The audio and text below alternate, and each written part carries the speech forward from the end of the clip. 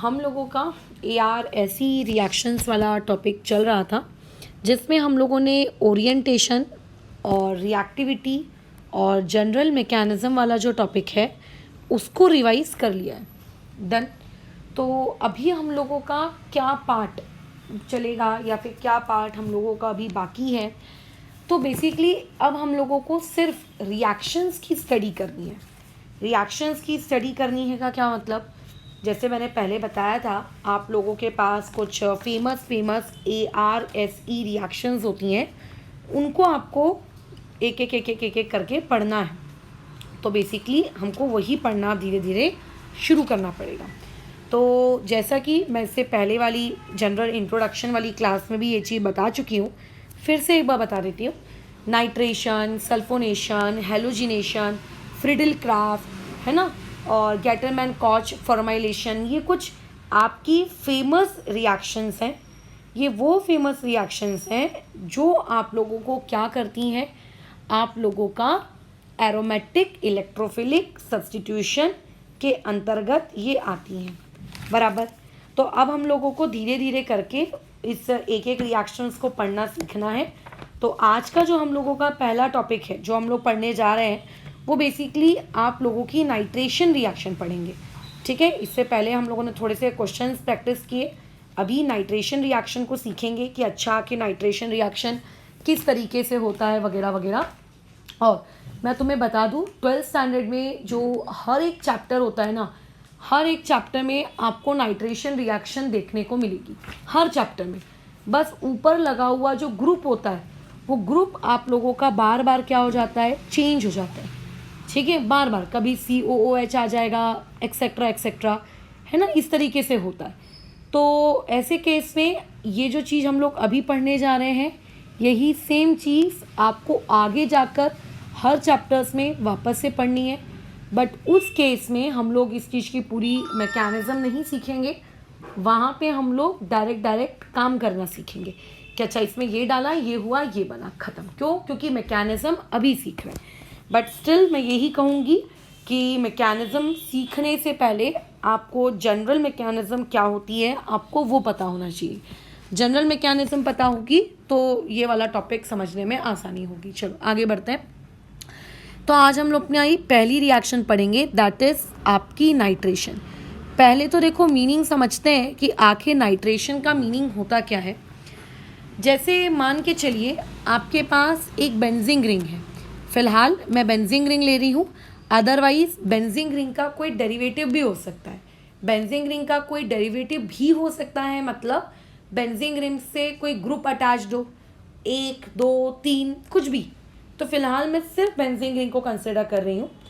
अगर इस benzene ring में हम नाइट्रेटिंग मिक्सचर डालते हैं, अब देखो नाइट्रेटिंग मिक्सचर जो मैं अभी लिखूँगी, ठीक है, क्या लिखने वाली हूँ मैं लिखने वाली हूँ HNO3 nitric acid plus H2SO4। ये हम लोगों का नाइट्रेटिंग मिक्सचर है। ये आप लोगों का इकलौता नाइट्रेटिंग मिक्सचर है नाइट्रेशन रिएक्शन करवाने के लिए, ऐसा नहीं है। और भी बहुत सारे नाइट्रेटिंग मिक्सचर होते हैं, बट ये उन सभी में मोस्ट कॉमन है। इस क्लास की एंडिंग में मैं 1 या 2 और नाइट्रेटिंग मिक्सचर के बारे में तुमको जानकारी दे दूँगी। ठीक है, जब ये रिएक्शन होती है, जब हम लोग बेंजीन को या फिर बेंजीन के डेरिवेटिव को जब इन लोगों के साथ मिक्स करते हैं, तो होता कुछ इस तरीके का है कि आप लोगों की बेंजीन रिंग के, क्योंकि 6 के 6 कार्बन इक्विवेलेंट होते हैं, है ना, सारी की पोजीशंस इक्विवेलेंट होती हैं, तो आप किसी भी एक पोजीशन पर जाइए और वहाँ पर जाकर NO2 ग्रुप लगा दीजिए। दिस पर्टिकुलर रिएक्शन, अच्छा बाय प्रोडक्ट यहाँ पे होगा H2O। This particular reaction is known as nitration. यानी कि जब हम लोग बेंजीन रिंग या बेंजीन रिंग के किसी दूसरे डेरिवेटिव पर जब हम NO2 ग्रुप को इंट्रोड्यूस करवाते हैं, ठीक है, तो दैट प्रोडक्ट जो बनता है आप लोगों का नाइट्रो बेंजीन, या फिर मैं कहूँ कोई और भी कुछ हो सकता है, अगर बेंजीन में कुछ और ग्रुप पहले से मौजूद होते तो that is basically known as nitration. उसको बेसिकली हम लोग क्या कहते हैं, नाइट्रेशन कहते हैं। तो नाइट्रेशन का मतलब क्या है, NO2 ग्रुप को ऐड करवाना, ठीक है, आपके एरोमेटिक सिस्टम पर, that is known as nitration. जिसको हम लोग क्या कहेंगे, आप लोगों की नाइट्रेशन कहेंगे। बराबर। इसको हम लोग क्या कहेंगे, नाइट्रेशन, की ये होता है तुम लोगों का नाइट्रेशन।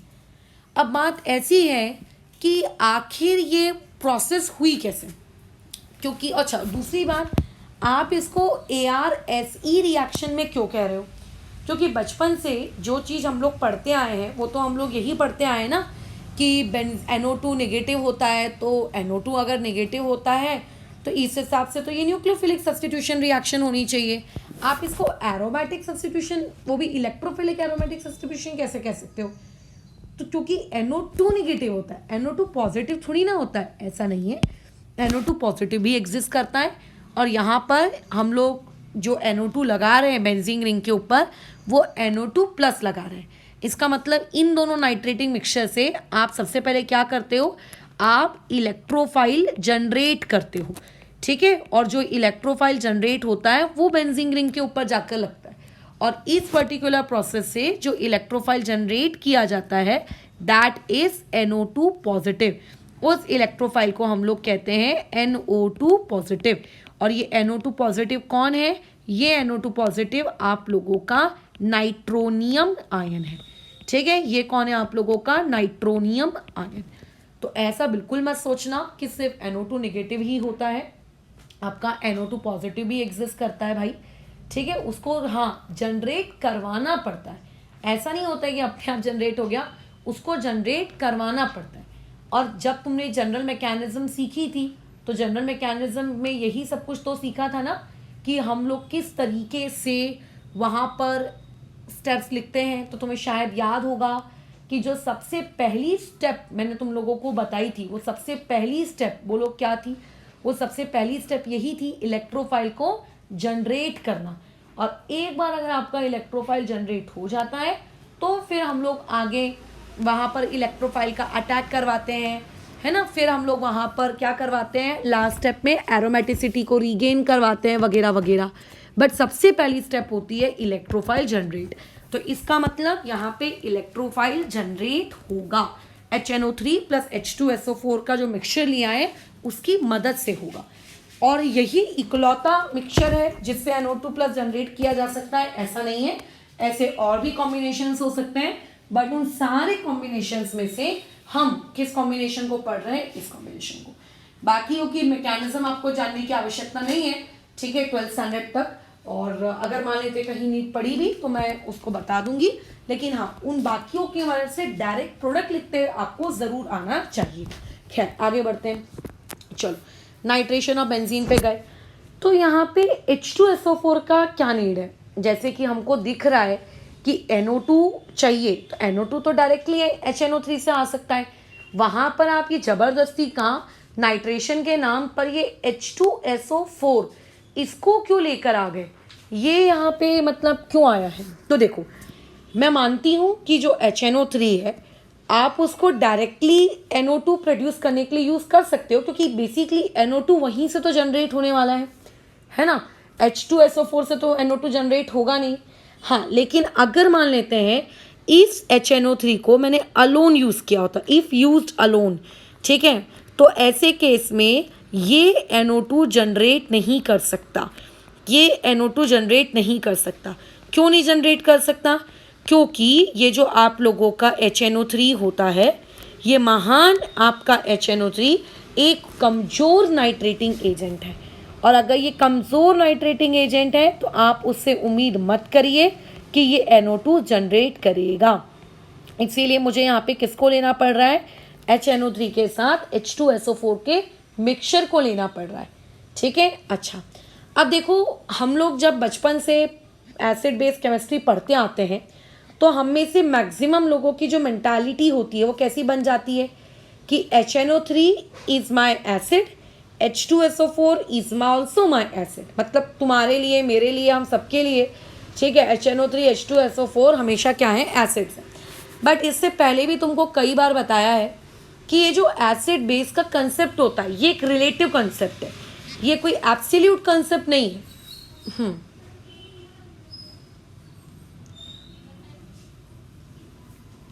ये कोई एब्सोल्यूट कंसेप्ट नहीं है, ये एक रिलेटिव कंसेप्ट है। मतलब HNO3 और H2SO4 की pKa वैल्यू देखी जाती है होप्स हो कि तुम्हें पीके क्या होता है ये पता हो आयोनिक इक्विलिब्रियम के वाया, और उनमें से जो ज़्यादा आपको एसिडिक दिखता है उसको एसिड रखा जाता है।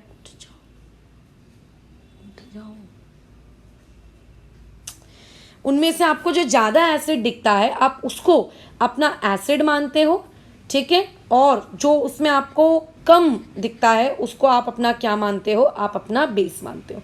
तो हमें ये बात अच्छे से पता है कि आप लोगों के ये जितने भी है H2SO4 और HNO3, इसमें से अगर मैं बातचीत करूँ तो ये जो H2SO4 होता है ये एज़ कम्पेयर टू HNO3 ये स्ट्रॉन्ग एसिड है, और उसके कंपेयर में जो HNO3 है ये आप लोगों का वीक एसिड है, ठीक है। ये आप लोगों का कैसा एसिड है, वीक। और क्योंकि वो वीक है इसीलिए H2SO4 के कंपेयर में HNO3 किसके जैसे एक्ट करने वाला है, ये एज ए बेस एक्ट करेगा। ये ऐसे क्या एक्ट करेगा, बेस। मैं मानती हूँ कि दोनों के दोनों ही, बोलिए क्या है, आप लोगों के दोनों ही एसिड है, हम बचपन से पढ़ते आ रहे हैं बराबर, बट ठीक है आप इसमें H2SO4 क्योंकि ज़्यादा स्ट्रॉन्ग है इसीलिए उसको एज एसिड लिया जाता है, और वो बाकी जो रहता है बराबर इसको हम लोग अपना क्या ले लेते हैं, दूसरे वाले को उसके कंपेयर में बेस। अब पूरी दुनिया जानती है अगर कोई स्पीशीज़ एसिड के जैसे एक्ट कर रही है तो उस स्पीशीज़ को क्या हक होता है, H+ डोनेट करने का। अगर कोई स्पीशीज़ एसिड के जैसे बिहेव कर रही है तो इसका मतलब वो क्या कर सकती है, H+ को डोनेट कर सकती है। हाँ बिल्कुल कर सकती है। और जो बेस होता है वो उसी सेम H+ को बोलो क्या कर सकता है, आपका एक्सेप्ट कर सकता है। आयोनिक इक्विलिब्रियम पढ़ा होगा तुमने, है ना, तो आयोनिक इक्विलिब्रियम में छोटी छोटी बातें पता होंगी तुमको। कई लोगों को जिन्हें आयोनिक इक्विलिब्रियम का ज्ञान नहीं है वो अभी भी 10th क्लास के एसिड बेस के बारे में सुन रहे हैं, तो ऐसे लोगों को तकलीफ होगी क्योंकि उनके अकॉर्डिंग क्या होगा बताओ, उन लोगों के अकॉर्डिंग तो जो OH निगेटिव दिखता है उसको बेस कहते हैं। तो थोड़ा सा अर्हेनियस थ्योरी से बाहर निकलो, थोड़ा सा लेविस कंसेप्ट और जो आप लोगों के लॉरी ब्रॉन्स्टेट है इस कंसेप्ट में भी अपनी कदम रखो। तो अभी यहाँ पर हम लोगों को जो H2SO4 है वो H+ डोनेट करेगा और जो हमारा HNO3 है वो H+ को एक्सेप्ट करेगा, और इसी प्रोसेस के वाया आप लोगों का NO2+ क्रिएट होगा। चलो इस प्रोसेस की तरफ मूव करते हैं। मान लेते हैं मेरे पास HNO3 है तो थोड़ा सा HNO3 को सजा धजा के लिख लो। अब HNO3 का जो NO2 है उसको मैंने वैसे का वैसे ही रखा। इसका जो आपका ऑक्सीजन है ये मैंने ऐसे ड्रॉ कर दिया और ये हाइड्रोजन।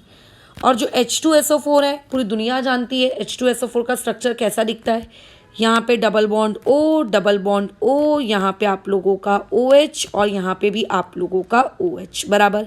अच्छा अब बताओ क्या होगा, जो H2SO4 का जो H है वो H2SO4 लूज करेगा, ठीक है, H पॉजिटिव के फॉर्म में बाहर निकलेगा। H किस फॉर्म में बाहर निकलेगा, H पॉजिटिव के फॉर्म में बाहर निकलेगा। बट कैसे, जो HNO3 का ऑक्सीजन है, कौन सा वाला ऑक्सीजन, वहाँ तो 3 ऑक्सीजन है, तो जो ऑक्सीजन हाइड्रोजन के साथ जुड़ा है यानी कि ये वाला ऑक्सीजन इस हाइड्रोजन को अप्रोच करेगा कि चल हाइड्रोजन तू मेरे साथ चल, अपने लोन पेयर के वाया। हाइड्रोजन बोलेगा ठीक है, ये जो दो बीच में इलेक्ट्रॉन्स दिख रहे हैं ये इलेक्ट्रॉन्स मैं किसको दे देता हूँ, ऑक्सीजन को दे देता हूँ, क्योंकि मेरे को तो ज़रूरत नहीं है ना, क्योंकि ऑक्सीजन जो HNO3 वाला ऑक्सीजन है वो तो अपने साथ इलेक्ट्रॉन लाया था बॉन्ड बनाने के लिए। तो बताओ फिर चीज़ें कैसी दिखेगी, NO2 इसके साथ का ऑक्सीजन, ऑक्सीजन के पास एक हाइड्रोजन पहले से था और ये पिंक कलर का हाइड्रोजन वो उठाकर लेकर आ गया किसके पास से, सल्फ्यूरिक एसिड के पास से, और इसकी वजह से ये क्या है, एक लोन पेयर बचा और साथ ही साथ में वहाँ पे क्या क्रिएट हो गया, पॉजिटिव चार्ज क्रिएट हो गया बराबर। क्या क्रिएट हो गया, पॉजिटिव चार्ज क्रिएट हो गया। और जो बाजू में क्या बचा, S के साथ कितने ऑक्सीजन बचे, 4 ऑक्सीजन बचे और एक हाइड्रोजन बचा, उसको मैं शॉर्ट में लिख सकती हूँ HSO4 निगेटिव। यानी कि अगर मैं इसको एसिड कहूँगी तो ये जो HSO4 निगेटिव है ये उसका क्या है, कॉन्जुगेट बेस है बराबर। ओके, अब जैसे कि तुम जानते हो कि नाइट्रोजन के पास जो ये ऑक्सीजन है जिसके ऊपर ये पॉजिटिव चार्ज आ चुका है, भाई इसको पॉजिटिव चार्ज खुद के ऊपर रखना अच्छा नहीं लग रहा। क्यों अच्छा नहीं लग रहा? क्योंकि वो एक इलेक्ट्रोनेगेटिव स्पीशीज़ है ना, उसको अच्छा नहीं लग रहा। अब वो अपने इस पॉजिटिव चार्ज को हटाना चाहेगा। कैसे हटाता है वो अपने इस पॉजिटिव चार्ज को? ऑक्सीजन क्या करता है, वो यहाँ पर जो नाइट्रोजन और उसके बीच का जो ये बॉन्ड है, इसको ये तोड़ देता है। उसके पास वैसे ये ऑप्शन भी था कि ये वाला बॉन्ड भी तोड़ दो, बट उसमें से देखो प्रोडक्ट बना और हमको दिख रहा है कि नाइट्रोबेंजीन बनी। तो नाइट्रोबेंजीन तो तभी बनेगी जब आप लोगों का NO2 पॉजिटिव बन रहा होगा, और NO2 पॉजिटिव तभी बन रहा होगा जब ऑक्सीजन और नाइट्रोजन के बीच का बॉन्ड टूट रहा होगा।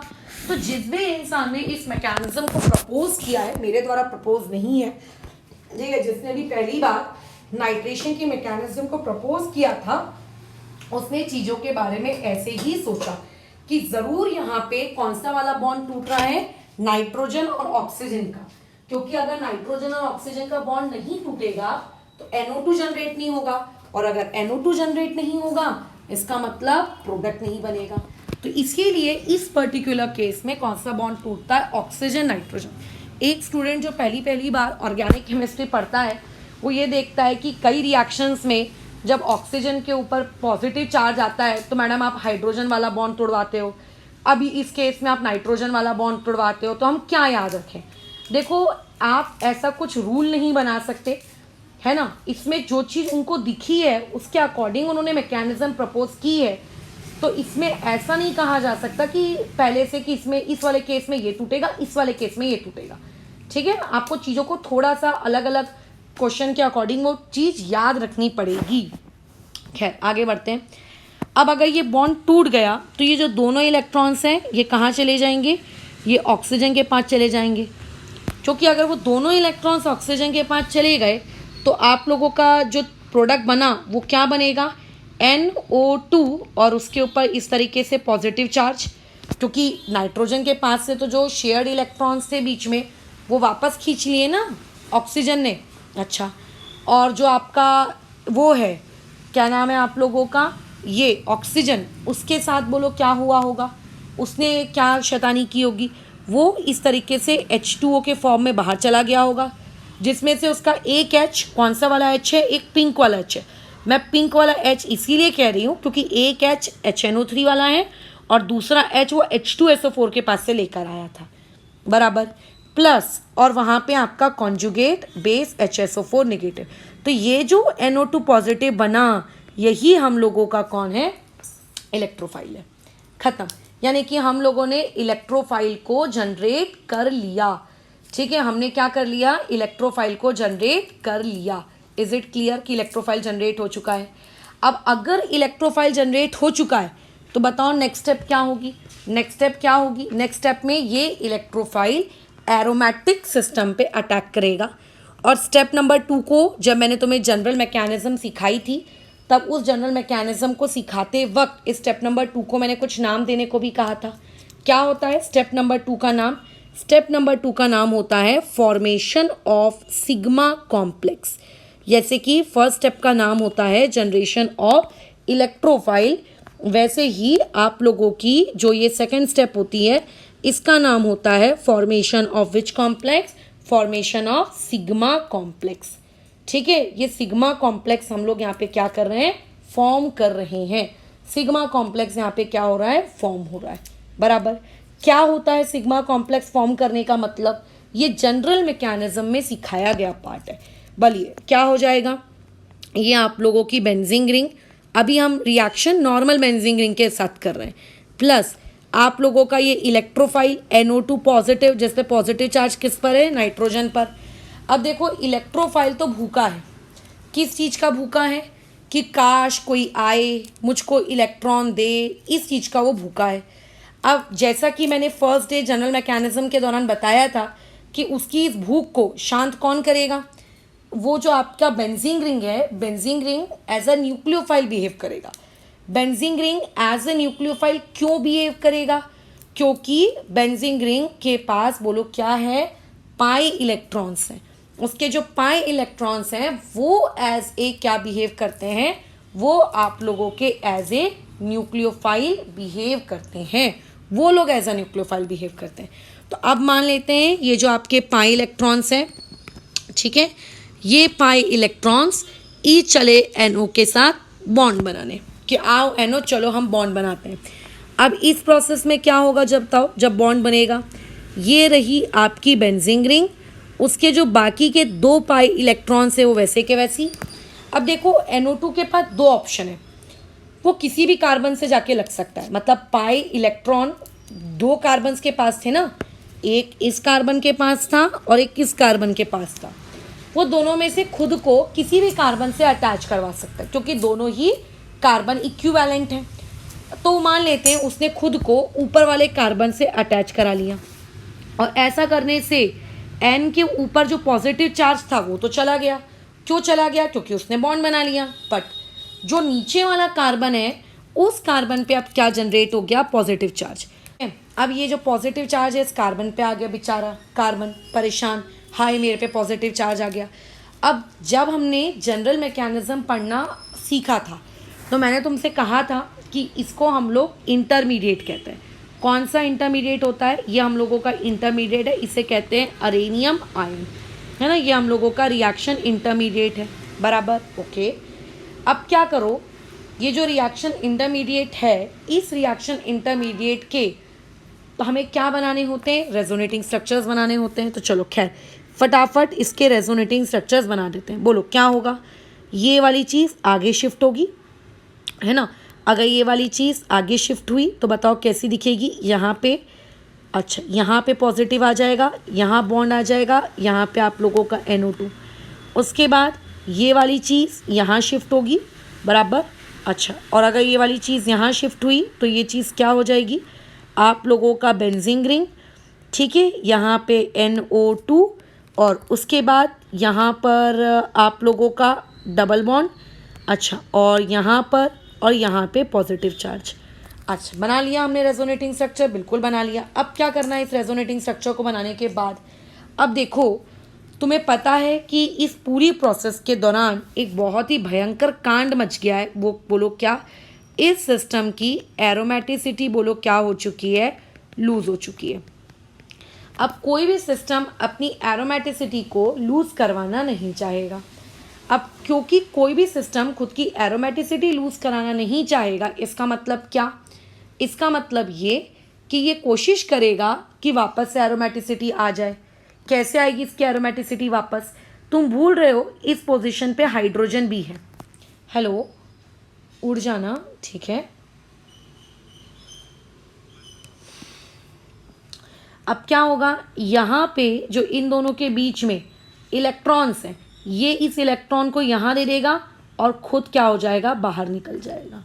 ये ऐसे, ठीक है, ये खुद क्या होगा? इस तरीके से बाहर निकल के चला जाएगा, है ना। अच्छा, लेकिन ये H इलेक्ट्रॉन क्यों देगा? बात ये है, मतलब ये तो मैंने कह दिया कि इलेक्ट्रॉन दे देगा, डबल बॉन्ड बन जाएगा, बट पॉइंट इज वो क्यों देगा यार? वो अच्छा खासा खुश था, ज़बरदस्ती उसको इलेक्ट्रॉन देने का भूत क्यों आएगा? तो तुम्हें शायद याद होगा कि ऊपर वाली स्टेप में, स्टेप नंबर 1 में हम लोगों ने क्या किया था?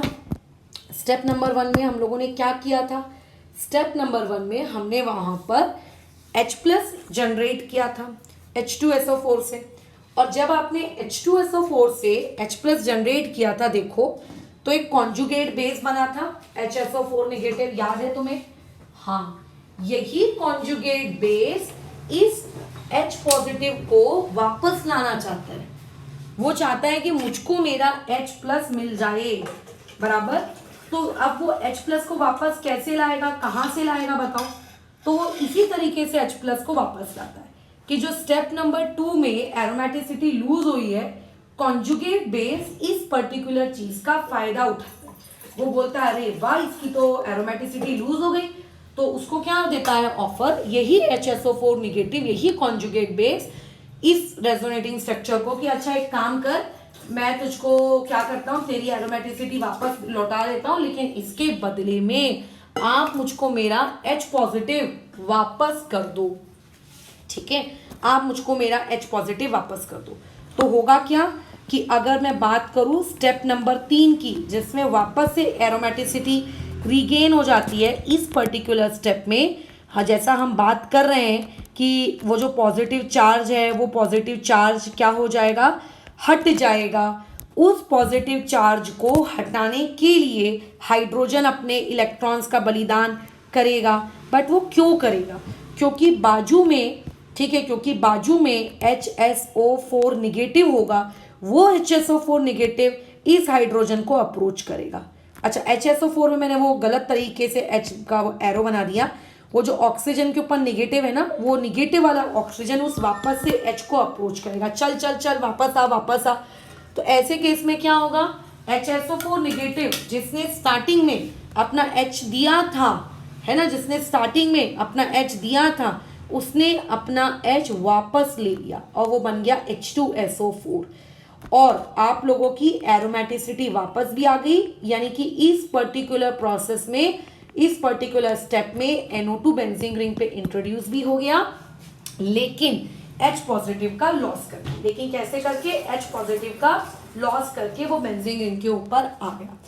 अब एक छोटी सी बात, केमिकल काइनेटिक्स आपने पढ़ी है, किसी भी रिएक्शन में, ठीक है, अगर हम लोग कैटलिस्ट को यूज करते हैं तो कैटलिस्ट कभी भी किसी भी रिएक्शन में कंज्यूम नहीं होता।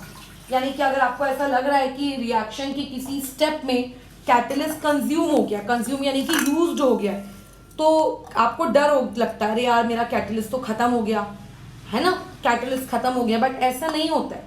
जब रिएक्शन खत्म होती है ना, एंड जब रिएक्शन हो रही होती है, वो कैटलिस्ट वापस से आप रीगेन कर सकते हो, उसी कैटलिस्ट को आप वापस से रीगेन कर सकते हो। इसका एग्जांपल देखो, यही खुद एक ये रिएक्शन है। आपको क्या लग रहा था कि आपने स्टार्टिंग में HSO4 नेगेटिव कहा, H+ ले लिया, है ना, आपको यही लग रहा था, और आप लोग ने क्या किया, उसको बिना H+ के छोड़ दिया कि जा तेरे पास अब H+ ही नहीं है, तो कॉन्जुगेट बेस के फॉर्म में रहे। लेकिन उसी HSO4 नेगेटिव ने वापस से अपना जो H पॉजिटिव है वो छीन लिया। तो ऐसी रिएक्शंस जिसमें वो लोग अपने दिए हुई चीज को वापस से छीन लेते हैं, उसको बेसिकली हम लोग क्या कहते हैं, आप लोगों की कैटलिस्ट कहते हैं। तो इस रिएक्शन में H2SO4 का क्या रोल है? कई बार ऐसा क्वेश्चन पूछा जाता है कि which of the following statement is true regarding etcetera etcetera. तो यहाँ पे रोल ऑफ H2SO4 क्या है कि अकेला HNO3 एक बहुत ही पुअर नाइट्रेटिंग एजेंट है।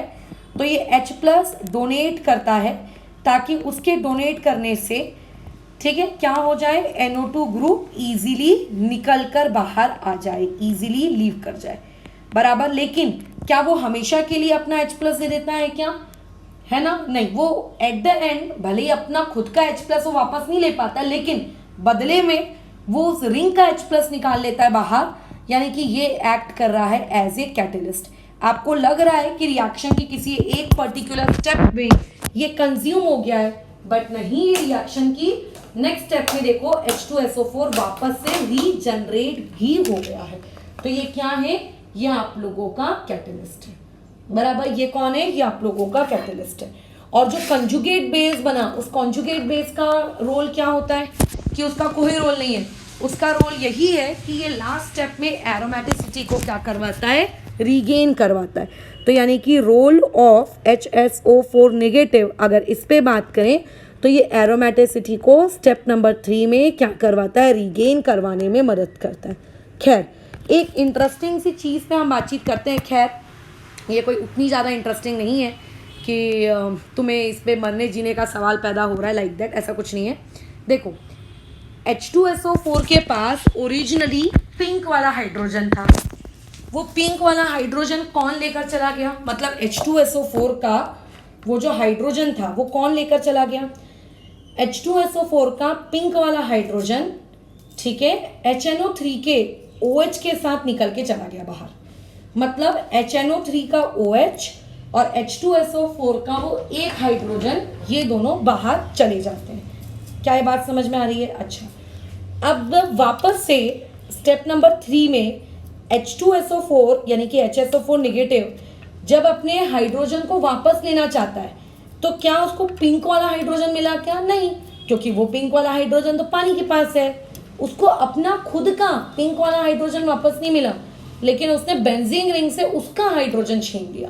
मतलब इनिशियली स्टार्टिंग में जो हाइड्रोजन H2SO4 देता है वो हाइड्रोजन उसको वापस नहीं मिलता। ठीक है, जैसे मान लेते हैं कल को H2SO4 की जगह क्वेश्चन होता D2SO4।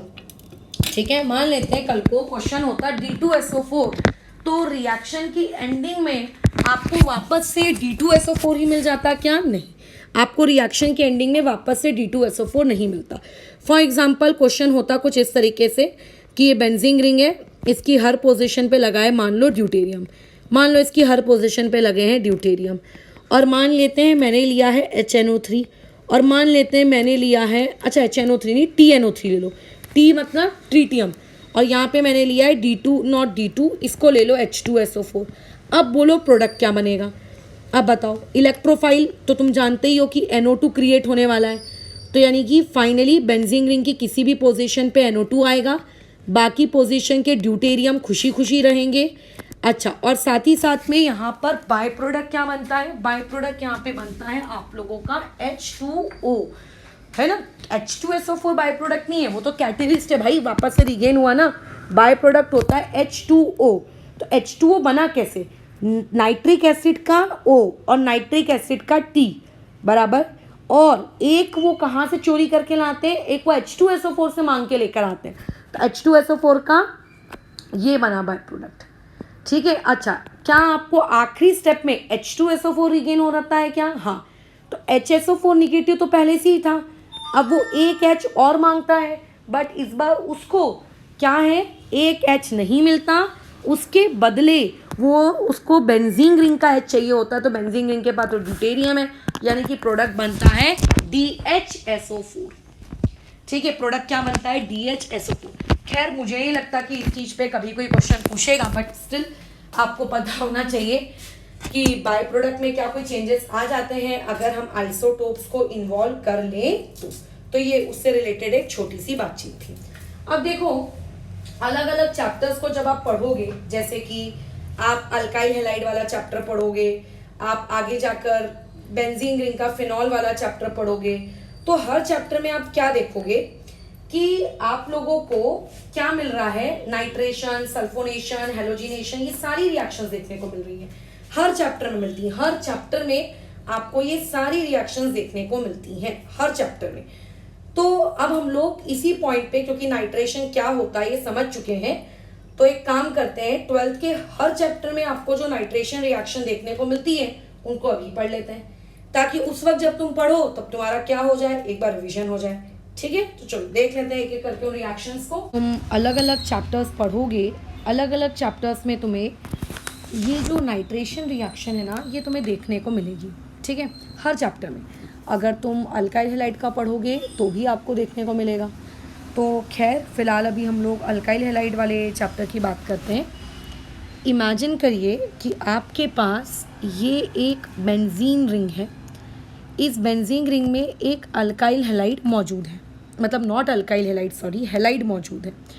हैलाइड मतलब हेलोजन मौजूद है। अब इसमें मैंने डाला नाइट्रेटिंग मिक्सचर।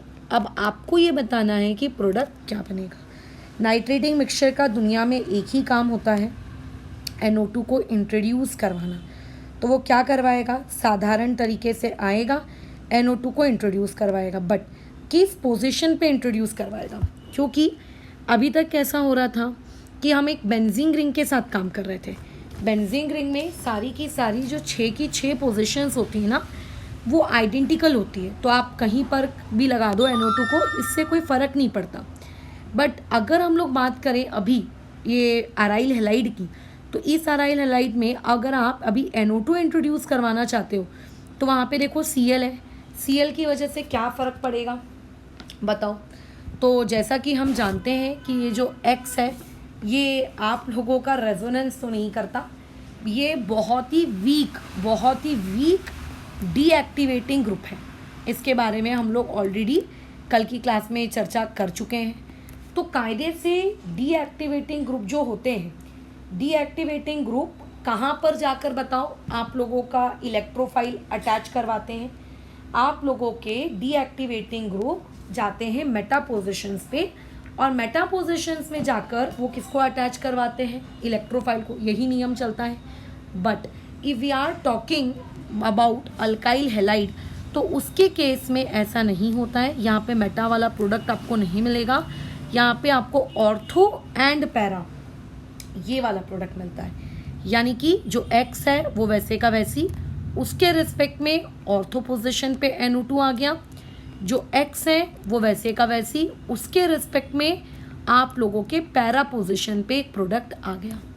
ठीक है, ये कुछ स्पेसिफिक चीज़ें हैं जो तुमको याद रखनी पड़ेंगी कि जब इसमें ये डालते हैं वो डालते हैं तब क्या होता है, कैसे होता है। ये इतना छोटा छोटा पार्ट आपको याद रखना पड़ेगा। मैक्सिमम चीज़ें रूल्स के अकॉर्डिंग चलेंगी, बट अगर कोई चीज़ रूल के अकॉर्डिंग नहीं चलती है तो उसका रीज़न एक तो पता होता है। अब कई केसेस में रीज़न जानने की नीड नहीं होती, इस केस में हमें है जो कि हम आगे अल्काइल हैलाइड वाले चैप्टर में देखेंगे। बट यहाँ पे याद रखना है कि यहाँ पे NO2 आएगा और यहाँ पे NO2 नहीं आएगा। नहीं तो कई बार हमें लगता है ना कि मेटा पोजिशन पे है तो मतलब आपका विड्रॉइंग वाले नेचर का है तो उसने तो कायदे से आपके मेटा पोजिशन की तरफ जाना चाहिए, तो मेटा पोजिशन की तरफ वो नहीं जाता है, वो कौन सी पोजिशन की तरफ चला जाता है, ऑर्थो एंड पैरा पोजिशन की तरफ। बराबर, ठीक है। अल्काइल हैलाइड वाला चैप्टर अगर आप ख़त्म कर लो तो जो नेक्स्ट चैप्टर आप लोगों के सिलेबस में होता है वो होता है फिनॉल। ठीक है, मतलब बेंजीन रिंग विथ OH। अब अगर बेंजीन रिंग विथ OH तुम्हारे पास है और इसमें अगर तुम नाइट्रेटिंग मिक्सचर डाल रहे हो तो इसकी एक बहुत ही सुपर्ब रिएक्शन होती है, सुपर्ब प्रोडक्ट बनता है यहाँ पर। खैर, यहाँ पे हम लोग 2 केसेस कंसिडर करेंगे और उन 2 केसेस के साथ इस पर्टिकुलर चीज़ को समझने की कोशिश करेंगे। अब मान लेते हैं आपने जो नाइट्रेटिंग मिक्सचर का इस्तेमाल किया है, उस नाइट्रेटिंग मिक्सचर में आपने डाइल्यूट HNO3 यूज़ किया। क्या यूज़ किया आपने? Dilute HNO3। अगर आप डाइल्यूट HNO3 यूज़ करोगे तो जो प्रोडक्ट तुमको मिलता है वो ऑर्थो एंड पैरा मिलता है। अब देखो, बार बार मैं पूरा प्रोडक्ट बनाकर नहीं दूंगी, तुम समझ जाओ कि ऑर्थो और पैरा का मतलब क्या है। कि आपका OH वैसे का वैसी, उसके रिस्पेक्ट में उसकी ऑर्थो पोजिशन पे एक NO2 आ जाएगा, और पैरा का मतलब OH और बेंजीन रिंग वैसे की वैसी। ठीक है, और आप लोगों का पैरा पोजिशन पर एक और आ जाएगा। 2 प्रोडक्ट मतलब हमको मिलते हैं जिसमें हम ऑर्थो और पैरा प्रोडक्ट को सेपरेट आउट कर सकते हैं। आप कोई भी रिएक्शन करते हो, अगर उस रिएक्शन से आपको एक या एक से ज़्यादा प्रोडक्ट मिलता है तो उसको सेपरेट किया जाता है। इसको भी सेपरेट किया जा सकता है। यहाँ पे स्टीम डिस्टिलेशन वाली प्रोसेस का इस्तेमाल होता है और इसको हम लोग क्या करते हैं, सेपरेट आउट करते हैं। परंतु मान के चलो कि अगर तुमने इसी पर्टिकुलर क्वेश्चन में डाइल्यूट HNO3 के बजाय कंसनट्रेटेड HNO3 यूज़ किया होता, तब एक बहुत ही खूबसूरत प्रोडक्ट बन के मिलता। इस प्रोडक्ट का नाम होता है पिक्रिक एसिड। तुमने हो सकता है एसिडिटी और बेसिसिटी वाला टॉपिक जब तुमको सिखाया हो, मे भी उस वक्त तुमको ये चीज़ मैंने बताई हो, नहीं बताई है तो अभी देखो। ये रहेगा OH, और इस OH की जितनी भी ऑर्थो पोजिशंस हैं, 2 ऑर्थो पोजिशंस होती हैं, दोनों ऑर्थो पोजिशन पे NO2 आ जाता है, पैरा पोजिशन पे भी NO2 आ जाता है। This is your product known as what? Picric acid. ठीक है, अच्छा एसिडिक लिख दिया है, उसको पिक्रिक एसिड कर दो। ये आप लोगों को प्रोडक्ट मिलता है। तो सोचो एक डाइल्यूट के होने, अच्छा मैकेनिज्म में आपका कोई यहाँ पे नहीं है, मैकेनिज्म को काइंडली आप इग्नोर करिए। ठीक है, अच्छा अल्कोहल्स के अलावा एक और पार्ट होता है जिसको हम ईथर्स कहते हैं। अब ये जो ईथर्स आपको बन के मिलते हैं, इसमें डेफिनेटली बेंजीन रिंग है। बेंजीन रिंग से एक ऑक्सीजन कनेक्टेड होता है, बट ऑक्सीजन से इस बार कनेक्टेड है एक R, और R को मैं यहाँ पे स्पेशली ले रही हूँ CH3। इस पर्टिकुलर चीज़ को कहा जाता है एनीसोल। अब एनीसोल में अगर आपने नाइट्रेटिंग मिक्सचर डाला तो नाइट्रेटिंग मिक्सचर डालने के बाद अगेन आपको प्रोडक्ट मिलेगा। अब तुम तो जानते हो कि ये कैसा ग्रुप है, +R है, ऑर्थो पैरा डायरेक्टिंग, तो एक ऑर्थो प्रोडक्ट मिल जाएगा और आप लोगों को एक पैरा प्रोडक्ट मिल जाएगा। जिसमें से अगर कोई तुमसे पूछे कि कौन सा प्रोडक्ट मेजर रहेगा, तो देखो अगर तुम ऑर्थो प्रोडक्ट लिखोगे तो NO2 को यहाँ अटैच कराओगे। ठीक है, NO2 की बल्कीनेस और OCH3 की बल्कीनेस, इस वजह से ये जो प्रोडक्ट मिलता है this product is your minor, और ये जो प्रोडक्ट मिलता है this product is your major. तो तुम आगे जाकर जब भी ऑर्गेनिक केमिस्ट्री के हर एक चैप्टर पढ़ोगे ना, हर एक चैप्टर में तुम्हें इसी तरीके से बेंजीन रिंग में अलग अलग फंक्शनल ग्रुप लगा कर नाइट्रेशन करते हुए चीज़ें देखने को मिलेंगी। ऑलमोस्ट हर चैप्टर में, ऐसा कोई चैप्टर नहीं होगा जिसमें तुमको ये वाली चीज़ ना मिले। अच्छा, अभी नेक्स्ट चैप्टर में आते हैं। नेक्स्ट चैप्टर होता है आप लोगों का अल्कोहल, फिनॉल्स एंड ईथर्स के बाद aldehydes and ketones and carboxylic acid. इस चैप्टर में आओ तो क्या किया जा सकता है, बेंजीन रिंग लीजिए। बेंजीन रिंग की जो एक पोजीशन है, उस एक पर्टिकुलर पोजीशन पर क्या लगा दीजिए, COOH, तो वो बेंजोइक एसिड बन जाएगा। उसकी एक पोजीशन पर लेट से अल्डिहाइड का कुछ लग दिया तो बेंजल्डिहाइड वगैरह जैसी कुछ कुछ चीज़ें बन जाएंगी, है ना। ये आप लोगों को देखने को मिल सकता है। ओके, उसके अलावा कीटोन लगा दोगे तो आपका बेंजोफेनॉन वगैरह वगैरह ये वाली चीज़ें आपको देखने को मिल जाएंगी। तो ये ऐसे आपको बहुत सारे वेरिएशंस देखने को हर चैप्टर में थोड़े थोड़े मिलेंगे। इसके बाद एक और चैप्टर आता है तुम लोगों को अमाइंस। अमाइंस का मतलब उसके ऊपर क्या लगा हुआ होगा, आप लोगों का नाइट्रोजन वाला ग्रुप लगा होगा, ठीक है। एक मिनट, हाँ रोबी, हाँ ठीक है। अब उस पर क्या लगा होगा, नाइट्रोजन कंटेनिंग ग्रुप लगा होगा। तो जो नाइट्रोजन कंटेनिंग ग्रुप है वो कैसे हो सकते हैं, आपके NH3 हो सकता है, या फिर हो सकता है वहाँ पे आप लोगों का NO2 लगा हो वगैरह वगैरह। तो मान के चलते हैं यहाँ पे लगा है NH2। NH2 का मतलब होता है, अगर आपने बेंजीन रिंग के साथ उसको लगा दिया, दैट इज़ एनिलीन। अब देखो, एनिलीन के बारे में हर कोई जानता है कि वो भी आपको इलेक्ट्रॉन डोनेट करने का काम करती है। तो हम यहाँ पे एक्सपेक्ट करते हैं कि यहाँ पे जो प्रोडक्ट मिलना चाहिए वो ऊपर वालों के जैसे ऑर्थो प्लस पैरा वाला प्रोडक्ट मिलना चाहिए, है ना। हम लोगों की यही तो उम्मीद होती है। लेकिन अब यहाँ पे आपको तीनों प्रोडक्ट मिलते हैं, ऑर्थो भी मिलता है, पैरा भी मिलता है, साथ ही साथ में मेटा भी मिलता है। मेटा क्यों मिल गया, मेटा तो तभी मिलता है ना जब इलेक्ट्रॉन विड्रॉइंग नेचर होता है, बट यहाँ पे तीनों मिलता है। याद रखना, ये अभी तक के इतिहास में पहली बार आपको तीनों चीज़ें मिल रही हैं, ठीक है। अच्छा, इसमें से सबसे ज़्यादा क्वांटिटी में आपको ये मिलता है, ये मेजर होता है।